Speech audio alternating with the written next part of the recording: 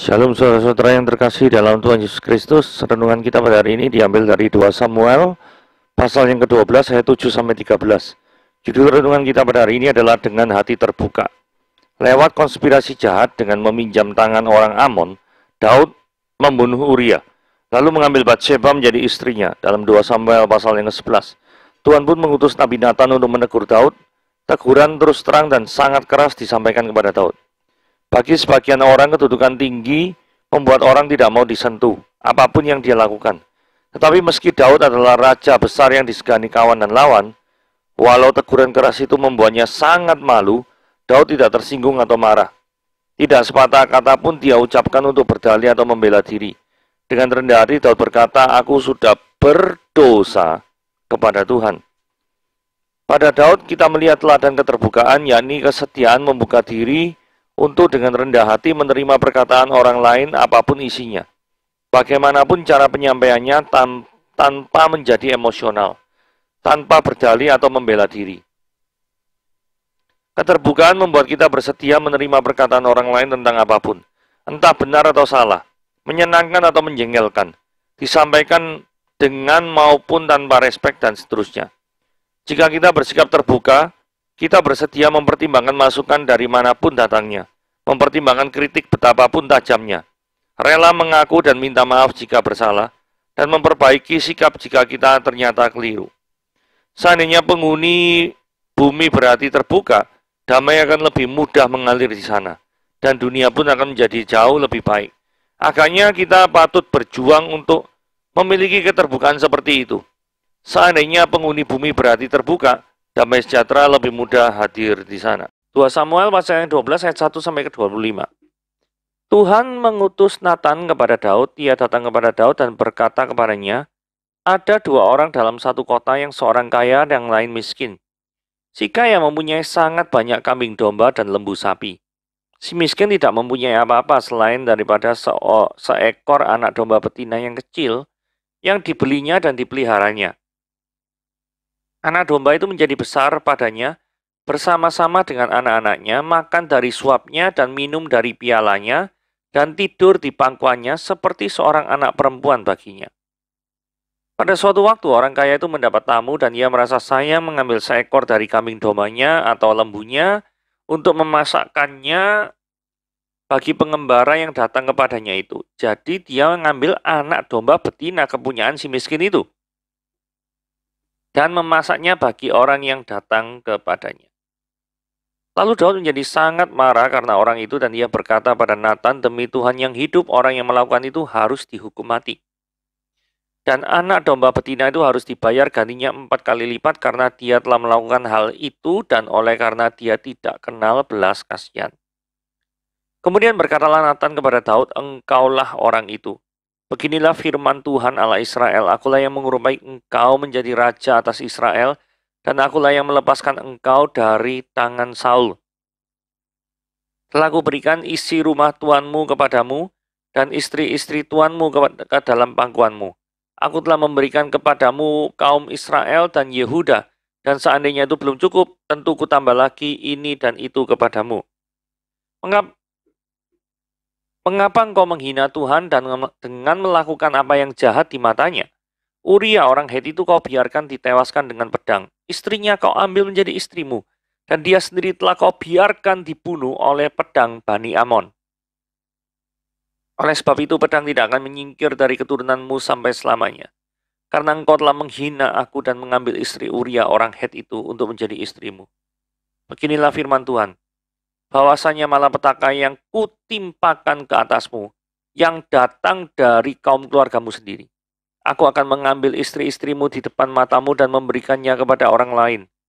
Orang itu akan tidur dengan istri-istrimu di siang hari.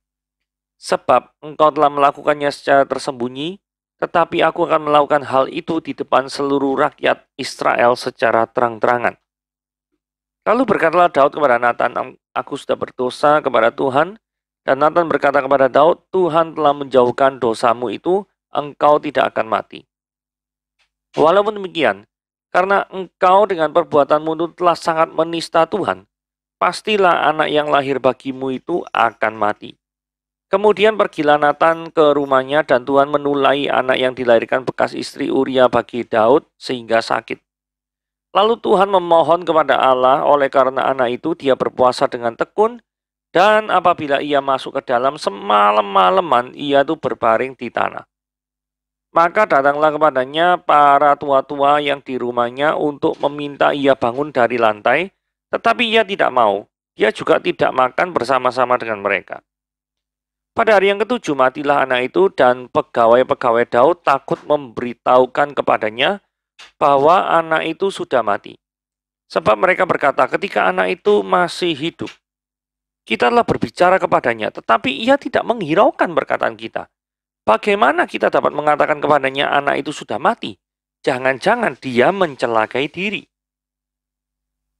Ketika Daud melihat bahwa pegawai-pegawainya itu bisik-bisik, mengertilah dia bahwa anak itu sudah mati, dan lalu Daud berkata kepada pegawai-pegawainya, sudah matikah anak itu? Jawab mereka, sudah.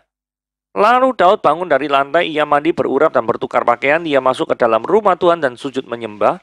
Sesudah itu pulanglah ia ke rumahnya atas permintaannya, dihidangkan kepadanya roti, lalu dia makan. Berkatalah pegawai-pegawainya kepadanya, apakah artinya hal yang kau perbuat ini? Oleh karena anak yang masih hidup itu engkau berpuasa dan menangis, tetapi sesudah anak itu mati engkau bangun dan makan. Jawabnya, selagi anak itu hidup aku berpuasa dan menangis, karena pikirku siapa tahu Tuhan mengasihani aku, sehingga anak itu tetap hidup. Tetapi sekarang dia sudah mati. Mengapa aku harus berpuasa? Dapatkah aku mengembalikannya kembali? Aku yang akan pergi kepadanya, tetapi ia tak akan kembali kepadaku. Kemudian Daud menghibur hati Batsheba, istrinya. Dia mengambil perempuan itu dan tidur dengan dia, dan perempuan itu melahirkan seorang anak laki-laki. Lalu Daud memberi nama Salomo pada anak itu, dan Tuhan mengasihi anak ini.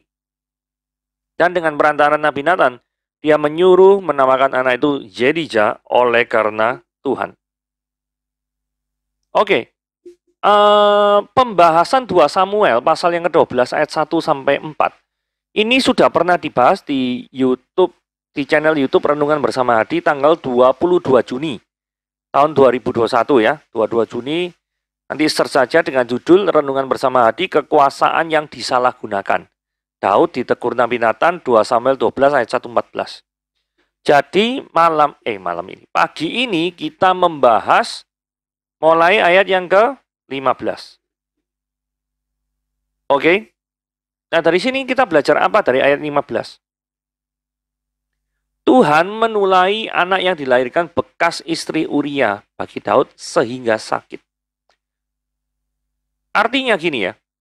Dari ayat 15b ini kita bisa melihat Tuhan itu menjadi penyebab anak Daud ini jadi sakit. Jadi jangan pernah ada orang mengatakan sakit penyakit datangnya bukan dari Tuhan. Ini dari Tuhan. Jelas ayatnya nih. Tuhan menulahi anak yang dilahirkan bekas istri Uria bagi Daud, jadi Batsheba, sehingga sakit. Yang menyebabkan siapa? Tuhan. Jelas ayatnya. Tidak bisa tidak. Jadi kenapa kok ditulahi? Karena anak ini seharusnya tidak lahir. Begitu ya. Anak ini seharusnya tidak lahir. Kalau kita lihat satu ayat sebelumnya, maka kita dapat insight gini. Walaupun demikian, karena engkau dengan perbuatanmu ini telah sangat menista Tuhan, pastilah anak yang lahir bagimu itu akan mati. Jadi ini adalah bagian dari 3 hukuman yang diperoleh Daud ketika dia membunuh daripada Uria dan berzina dengan Batsheba. 3 hukuman itu apa? Salah satunya ini, anaknya meninggal. Yang kedua, istri-istri Daud akan ditiduri di atas soto rumahnya di siang hari. Itu nanti klannya Absalom, anaknya Daud sendiri yang akan melakukan hal tersebut. Yang ketiga, pedang tidak akan jauh dari kekuasaannya Daud. Artinya, setelah Salomo nanti, kerajaan Israel itu akan pecah menjadi 2. Pada waktu kerajaan Salomonya itu damai. Tapi Israel setelah Salomo itu ada Rehabeam, Yerobeam, itu mulai perang itu ya. Antar Israel dan Yehuda sendiri bisa berperang. Itu sebabnya pedang tidak akan menjauh dari keturunanmu. Jadi itu adalah yang sedang kita bicarakan ini adalah salah satu dari 3 hukuman yang diperoleh Daud akibat berzina dengan Bathsheba dan membunuh Uria secara tidak langsung. Gitu ya. Oke, kita lihat. Ketetapan Tuhan yang tidak bisa dirubah. Lalu Daud ini memohon kepada Tuhan. Dia berpuasa, bertekun, semalam-malaman, berbaring, pokoknya melakukan apapun yang bisa dilakukan Daud. Daud berpikir dengan berbuat demikian, berpuasa semalaman, terus mengekspresikan sikap penyesalan yang sungguh-sungguh, bukan dibuat-buat ya. Memang Daud sungguh-sungguh menyesal. Buktinya dia nulis nanti Mazmur 51. Kalau Anda baca Mazmur nomor 51, itu adalah Mazmur penyesalan dari Daud. Jadi saya percaya dia bukan membuat-buat, tapi dia sungguh-sungguh untuk bertobat. Itu ya. Nah, tapi yang sebenarnya terjadi seperti apa? Gitu ya. Kan ketetapan Tuhan tidak bisa dirubah. Nah, ini gimana? Nah, ayat 18, pada hari yang ke-7 matilah anak itu. Jadi kalau Tuhan sudah menetapkan anak itu mati, ya mati. Masalah matinya itu langsung atau 7 hari kemudian itu urusan belakang. Tapi yang pasti anak itu mati. Dan pegawai-pegawainya Daud ini takut memberitahukan kepadanya, ini harus dikasih tahu ya apa ya. Oh, belum mati aja dikasih sedihnya luar biasa, apalagi sudah mati. Berarti kan ada suatu fakta yang pahit. Nah, suatu pelajaran berharga, sekalipun fakta ini pahit, tidak diharapkan dari sisi Daud, ya toh? Ya tetap harus ada penerimaan. Apalagi Daud ini sudah dijelaskan kesalahannya melalui Nabi Nathan. Jadi seharusnya kefrustrasian Raja Daud ini bisa berkurang dengan adanya teguran langsung dari Tuhan melalui Nabi Nathan. Saudara, kalau misalkan bayangkan kalau tidak ada Nabi Nathan yang menegur dia, Daud tidak pernah merasa bersalah, terus tiba-tiba anaknya meninggal, pasti Daud lebih sedih, lebih tidak siap, lebih ngedrop kondisinya. Tetapi karena Nabi Nathan itu sudah menegur daripada Daud, Daud sudah sadar, oh iya, ada suatu peristiwa yang tidak mengenakan ini karena apa? Karena aku berdosa di hadapan Tuhan. Jadi dia mengaku salah dulu nih. Nah, cuma menghadapi hukuman yang satu itu, yaitu anaknya itu akan meninggal, itu bagi Daud sangat-sangat menyedihkan. Sehingga dia berpuasa. Seperti itu ya. Nah, ketika Daud melihat bahwa pegawainya bisik-bisik, mengertilah dia bahwa anak itu sudah mati. Nah, seorang pemimpin ini seperti Raja Daud ya, harus bisa membaca situasi.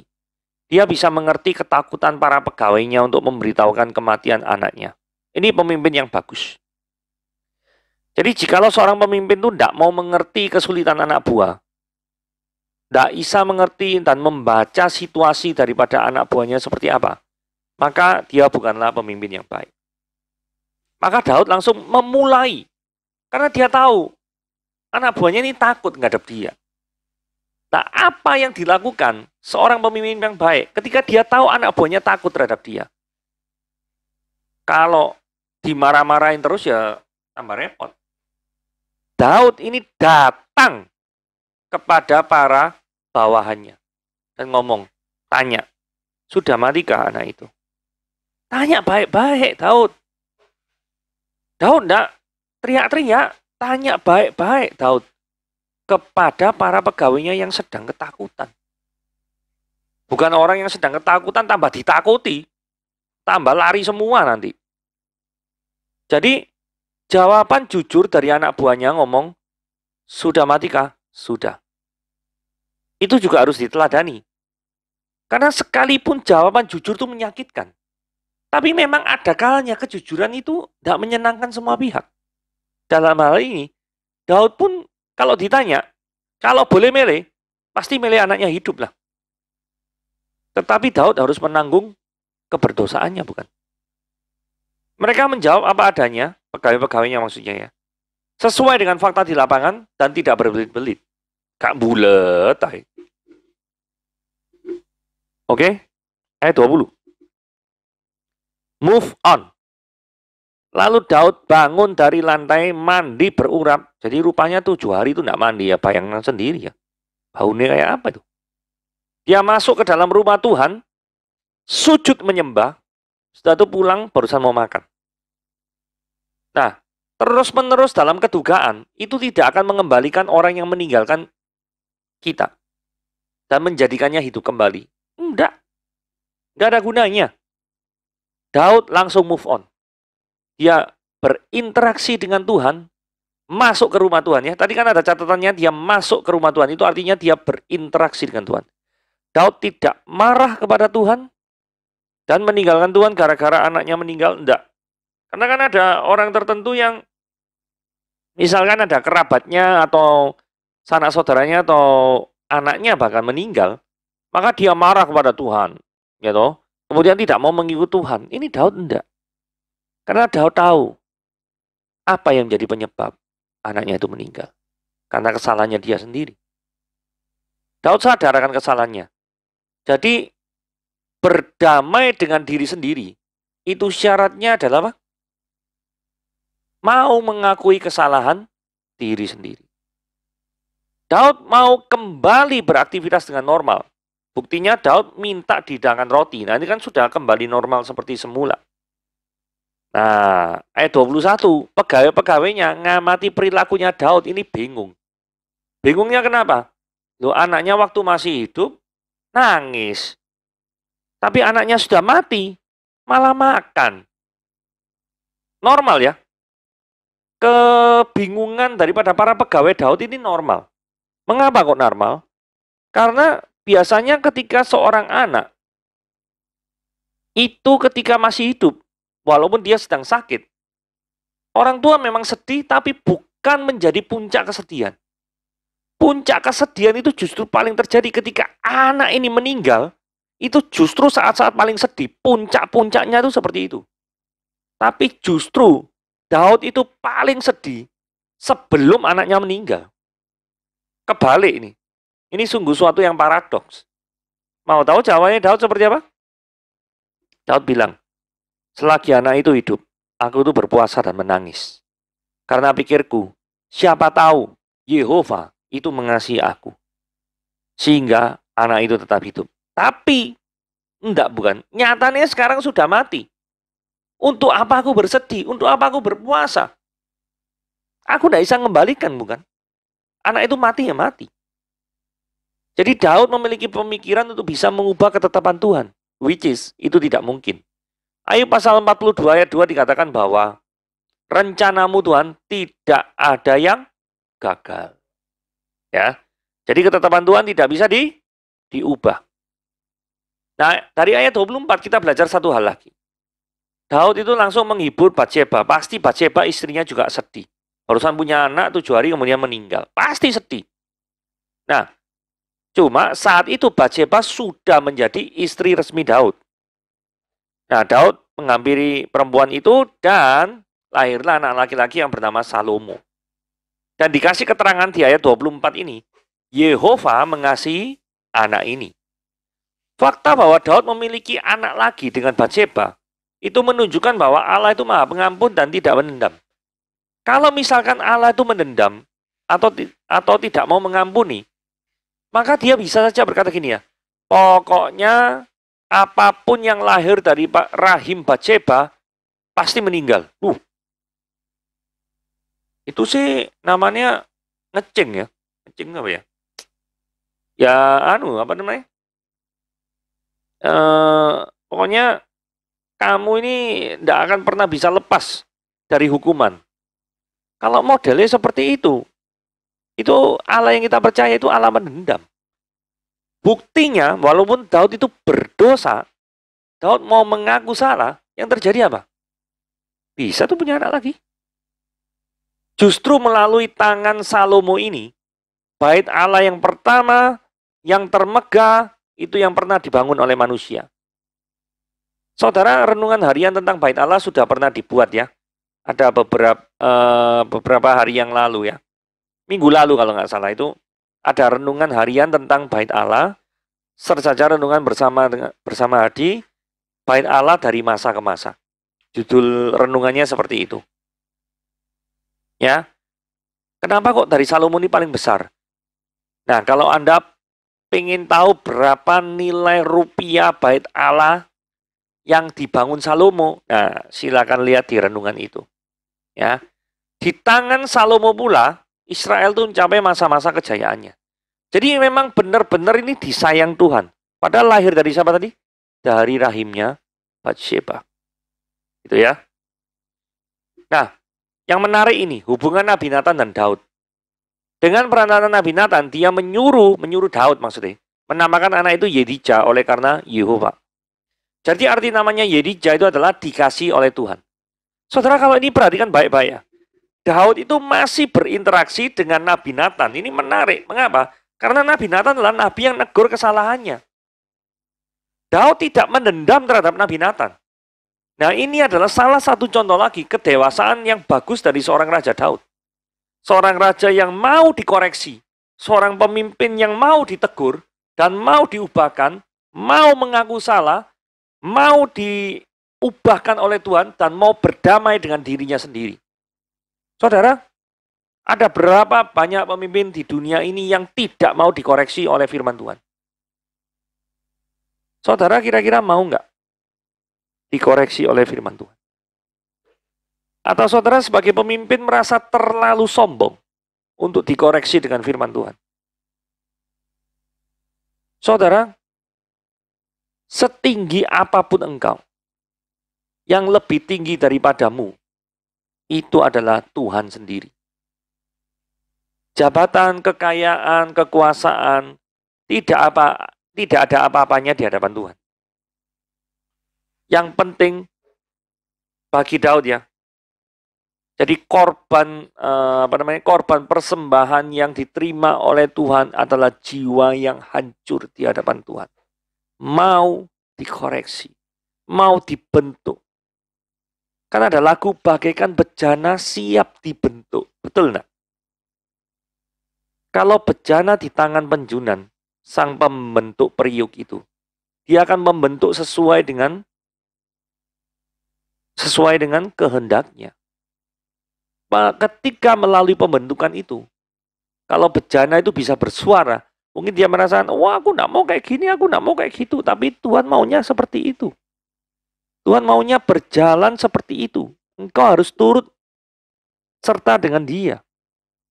Maka, jadilah orang yang mau dibentuk oleh Tuhan. Dan memiliki kerelaan hati untuk menerima didikan Tuhan. Oke, renungan kita pada hari ini sampai sini. Tuhan Yesus memberkati.